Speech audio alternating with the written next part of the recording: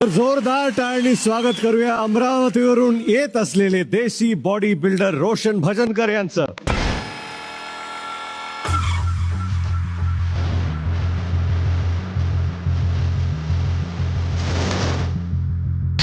तुम्हाला सांगतो रोशन, हे सगळं पाहून ना मेहनत आणि नशीब याचं कोलॅबरेशन काय असतं ते आता मला दिसतंय. इथे लपत कामाला गेलो 2 दिवस माहीत नव्हतं बाबाले का मी हमाली काम करू राहिलो म्हणून. पण तिसऱ्या दिवशी जसं माहीत पडलं होतं तो मायबाबांना सगळ्यात पहिले झोडपलं मला धरून. तुले हमाली काम करून सांगितलं म्हणे करायला.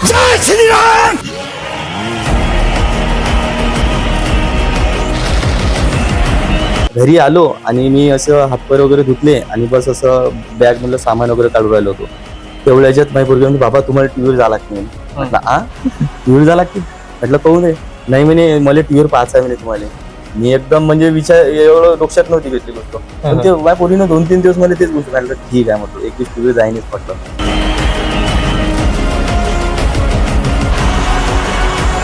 मला 1 हप्ता लागला होता गेम समजायला. काय झालं होतं माहिती, एवढ्या मोठ्या सेलिब्रिटी लोक सांगून म्हणजे राहणं तेच मोठं टप होतं सध्या.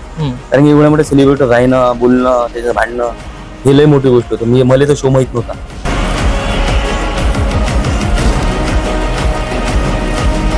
पण आता 16 वर्ष झाले, फक्त 3.5 भाव आहे. आणि मी म्हटलं एवढ्या वर्षात आपली मंगनी किती दूर चालली गेली. 5 रुपये व्हायला पाहिजे नव्हतं आपल्याला भाव, पण आम्हाला 5 रुपये भाव नाही भेटला.